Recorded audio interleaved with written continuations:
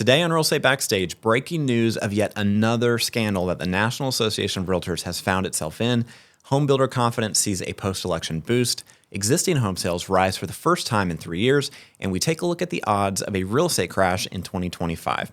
Now, if you're watching this on YouTube or if you're listening on Apple Podcasts or Spotify, please take a moment and go ahead and subscribe to the show. That way you don't miss any future episodes. And if you're looking for links to the articles that we're going to reference in today's episode, you can find the show notes at realestatebackstage.com/episode 6. All right, so I want to jump into this article at the New York Times. They broke a story this past week that throws NAR into further controversy. So according to the Times, quote, "When he became the chief executive of the National Association of REALTORS 7 years ago, Bob Goldberg negotiated a package of gold-plated perks. NAR, the largest trade group in the country, agreed to cover Mr. Goldberg's membership dues for private clubs in both Chicago and Washington, and a country club of his choice, including an initiation fee of up to $75,000. He would use all three clubs primarily for business purposes, according to the contract he negotiated with the organization. The group would also pay for first-class airline tickets when he traveled for business and once a month for a round-trip first-class ticket for his wife. He was given a $1,500 monthly car allowance and $2,250 a month to cover utilities and insurance at his pied-à-terre in Chicago, where NAR has its headquarters. NAR even agreed to pay for a pet sitter to watch his dogs when Mr. Goldberg was away from his home outside Washington on business. These extras came on top of his $1.2 million salary that would, according to NAR's tax returns, grow to $2.6 million in 5 years. The generous compensation a New York Times investigation found is in line with a free spending culture at NAR, which for a century has dominated the American housing industry. Interviews with current and former employees, members, and elected leaders, as well as tax records and Mr. Goldberg's 2017 employment contract, paint a portrait of a nonprofit organization where leaders have come to expect lavish spending and benefits the day they step into the job. The group's president, president-elect, and first vice president are elected by members and receive annual six-figure payments, tax records show. NAR refers to officers as quote-unquote volunteers. They have been given corporate credit cards, and on work trips, they have racked up charges from expensive dinners, golf outings, spa treatments, and sports tickets, the Times found. When the smash hit Hamilton opened on Broadway in 2015, many NAR leaders used those cards to buy tickets for themselves and relatives while they were in New York City for a conference, according to two former staffers familiar with the organization's budget. At the time, tickets could run in the low four figures. Like other former staffers and elected leaders interviewed for the story, they requested anonymity because they continue to work in the industry and fear retaliation. Mr. Goldberg, who resigned as chief executive late last year, did not respond to multiple requests for comment. 7 lawyers who specialize in nonprofit law said the group's spending not only appears excessive, but may run afoul of tax law. Several said NAR's spending is known among watchers of nonprofits. Quote, "It is highly unusual, I would even say virtually unheard of, for volunteer leaders and officers to receive compensation at those levels," said Jeff Tenenbaum, a nonprofit lawyer in Washington, D.C. After a landmark price-fixing case last year, he added, "Scrutiny on the organization was high. Many of us who practice association antitrust law have always wondered, how can they get away with this?" Unquote. So the article goes on to highlight how even after NAR leaders step down at the end of their elected terms, they tend to stay on the books as consultants receiving six-figure payouts. Now, in my opinion, this is just the most recent example of some deep cultural issues at the association that really need to change. I'm sure you guys remember earlier this year, we had a handful of sexual harassment allegations. There's been a lot of churn in the upper leadership ranks at NAR. Kudos to the New York Times for breaking the story because things definitely need to change over at NAR. So meanwhile, homebuilder confidence is continuing to rise. According to Housing Wire, quote, "The stock market is not the only thing that saw a boost after the presidential election earlier this month. Homebuilder confidence also rose in November, marking the third straight month of increases. The National Association of Homebuilders Wells Fargo Housing Market Index rose 3 points month over month to a reading of 46 in November. According to the data, builders expect market conditions to continue to improve after Republicans won control of the White House and Congress. The report also found that fewer builders are using incentives in November, with the share dropping from 62% to 60%. Additionally, the average price deduction fell to 5%, down from 6% a month prior. Builders are expressing increasing confidence that Republicans gaining all the levers of power in Washington will result in significant regulatory relief for the industry that will lead to the construction of more homes and apartments, NAHB Chairman Carl Harris said in a statement. This is reflected in a huge jump in builder sales expectations over the next 6 months. NAHB Chief Economist Robert Dietz noted that builders are not out of the woods just yet. The industry still faces many headwinds, such as an ongoing shortage of labor and buildable lots, along with the elevated building material prices, Dietz said in a statement. Moreover, while the stock market cheered the election result, the bond market has concerns, as indicated by a rise for long-term interest rates.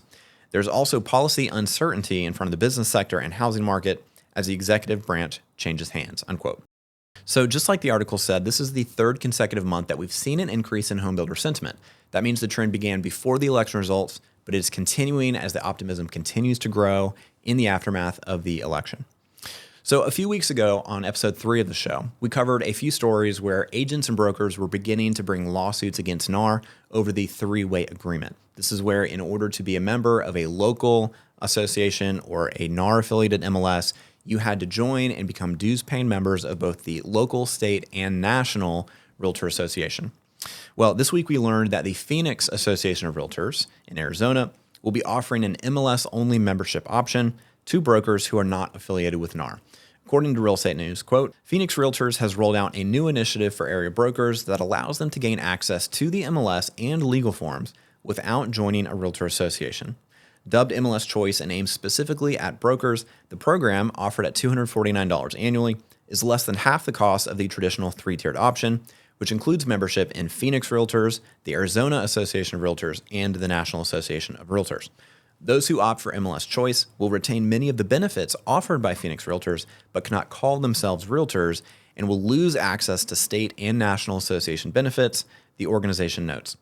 It's a big move, signaling the local association's desire to exert more control over its offerings to brokers and agents, and is billed as an effort to evolve with the changing real estate landscape.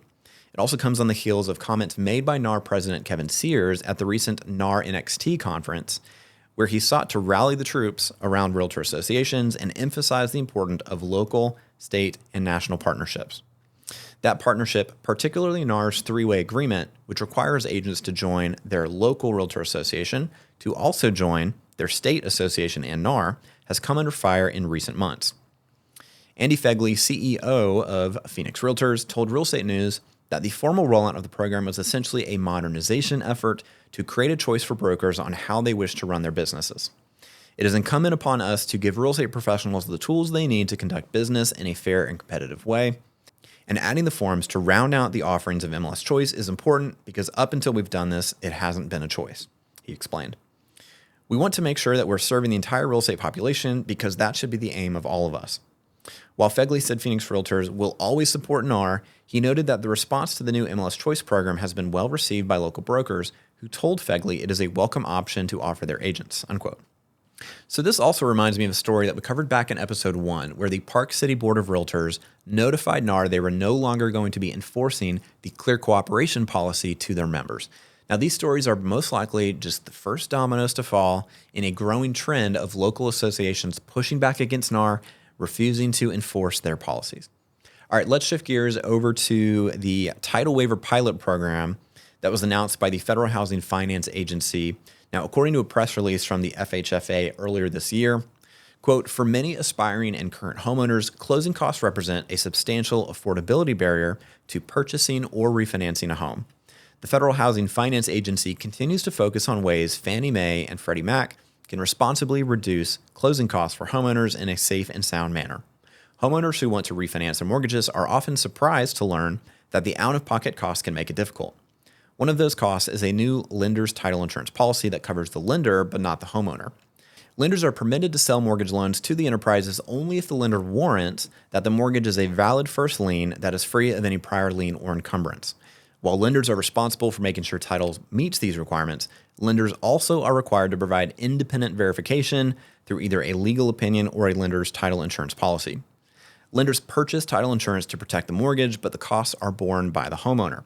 Homeowners are not covered under lender's title insurance. Instead, homeowners may choose to purchase their own separate title insurance policy if they want title protection, also at their own cost.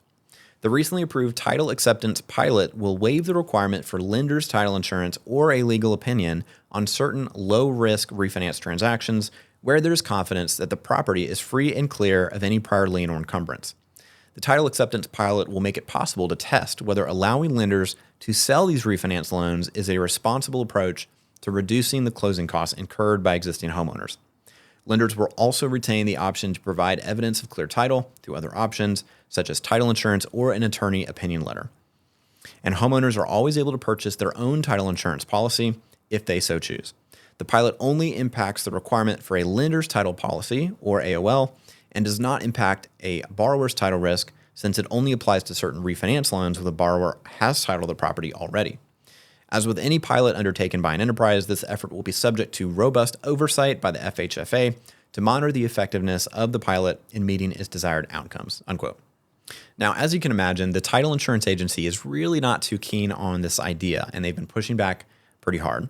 According to the American Land Title Association, quote, a coalition of 14 attorneys general sent a letter to the FHFA expressing concerns over the revived pilot program aimed at removing title insurance requirements from certain loans sold to Fannie Mae.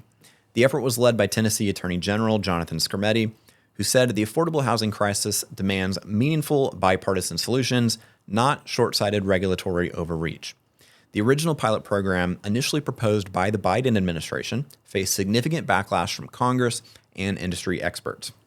Although abandoned last year, the FHFA recently reintroduced a similar program that continues to raise major concerns about potential fraud and harm to consumers nationwide. The letter emphasizes the critical role of title insurance in safeguarding homeowners from fraudulent activities and exploitation. In this letter, the attorneys general state that contrary to the FHFA's claims, the cost of title insurance is comparable to a monthly subscription to Amazon Prime and provides essential protection against catastrophic financial harm. The pilot program will shift title risk on refinance loans purchased by Fannie Mae from state-regulated title insurance companies to Fannie Mae itself, the letter said. Title insurance is a state-regulated industry, and homeowners will be better served if it stays that way. We call on the agency to terminate implementation of this misguided pilot program. An attorney general's role is to enforce state consumer protection laws, and we at ALTA share the concerns raised by the 14 state attorneys general about the pilot program's lack of transparency, the shift of title risk from the state-regulated title insurance companies to Fannie Mae, and the impact on local economies, said ALTA CEO Diane Tome. We applaud their call to terminate the pilot program. The attorneys general outlined several reasons why the revised pilot program should be terminated. First, the FHFA inappropriately approved the program without seeking public input, contradicting its own rule to determine if it serves the public interest.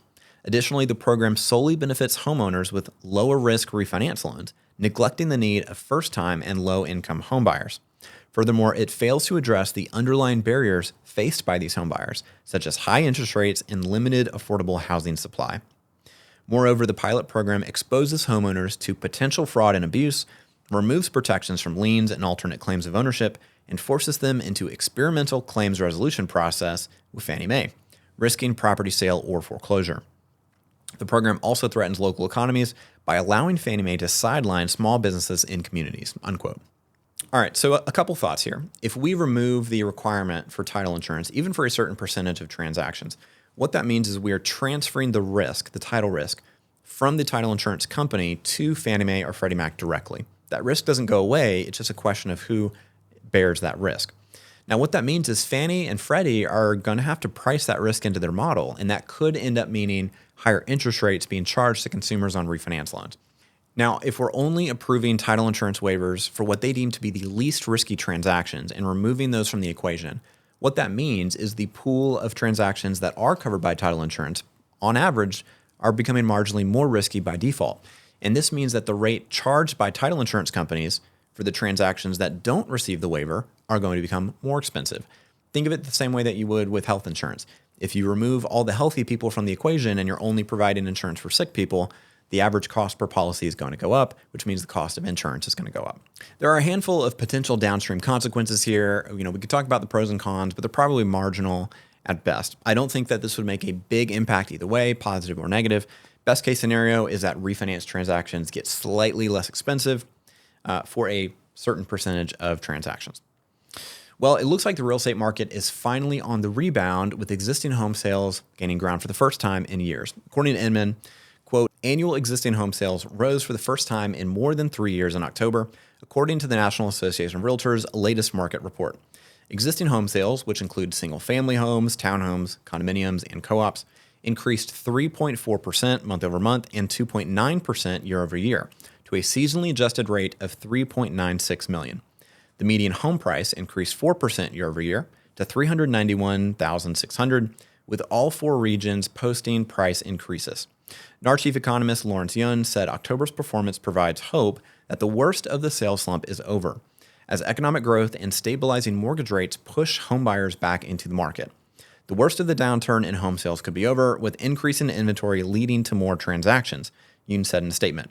Additional job gains and continued economic growth appear assured, resulting in growing housing demand, unquote. Now, this is certainly welcome news coming on the heels of 2023. That was one of the worst years for home sales in decades. This was down quite a bit from the recent peak in 2021, where we saw over 6 million existing home sales. So it seems like every year I hear someone say that we're in a bubble and that we're about to experience a housing market crash. People are predicting that it's going to be 2008 all over again. I don't know about you guys, but I hear people say that every single year, that the bubble is about to pop. Well, according to Housing Wire, quote, the housing bubble crash theory has failed once again as we approach the end of 2024, but it's always important to know why something didn't happen. This week, we got the updated New York Fed credit data report, and it shows the strong position of homeowners, especially in comparison to the years before the great financial crisis, unquote. Now, if you're watching this on YouTube, I'm going to put the chart up on the screen that shows foreclosure and bankruptcy activity since Q1 of 2003 all the way through Q3 of this year, 2024. As you can see, foreclosures and bankruptcies began an upward trajectory in early 2005, several years before the housing market crash began in late 2008. According to Housing Wire, quote, the chart below shows that the 2008 housing crisis started years before the 2008 recession. The credit markets were toxic back then, featuring loans with big recast payments, which meant that you could have 2 people working full-time and still be at a credit risk. As you can see in the chart below, the credit markets broke in 2005, 2006, 2007, and 2008, and then the job loss recession of 2008 started, which made things much worse. None of that action has been happening for 14 years because the credit market changed after the 2010 qualified mortgage rule. Now, most loans are 30-year fixed-rate mortgages, and people's wages rise almost every year. We had multiple refinancing waves in 2012, 2016, 2020, and 2021. Foreclosure data fell quarter to quarter in Q3, unquote. Now, next, I want to put up a graph that shows mortgage loan volume by borrower credit score. As you can see, a much lower percentage of mortgage borrowers are in the lower distribution of FICO scores. And this next graph shows total mortgage balance by delinquency rates. As you can see, in the immediate aftermath of the COVID pandemic, there was a sharp decline in delinquencies due to the high levels of stimulus money pumped into the economy. Even though we've started to see delinquency levels rise over the last couple of years, they are still lower than where they were before the COVID pandemic. Now, according to Logan Mohtashami with Altos Research, quote, my crusade in the last decade was about ensuring lending standards are never erased, because standards are already liberal today, but not crazy anymore. The reason I fought hard for this premise is that when we do have economic stress, such as we saw in early COVID-19 and with the big burst of inflation, homeowners will be shielded by their boring vanilla 30-year mortgages, unquote. So with the ability to repay and the qualified mortgage rules that were put in place in the aftermath of the Great Recession after the 2008 housing crash, lenders are actually required to verify that borrowers are likely going to be able to make their payments. I know, what a concept. Lenders have to actually make sure borrowers can pay. Now, because of that, I think the odds of us getting into another subprime mortgage meltdown are very, very remote. Not only do most homeowners have very boring 30-year fixed-rate mortgages at favorable terms, they're also sitting on a ton of equity. So according to Housing Wire, quote, something else to consider, over 40% of homes right now don't even have a mortgage. And the loan-to-value levels for those that do are under 50% on average. In 2008, the loan-to-value was nearly 85%. Also, the median down payment data for this year is 15%, which means homeowners have more skin in the game than they did back then.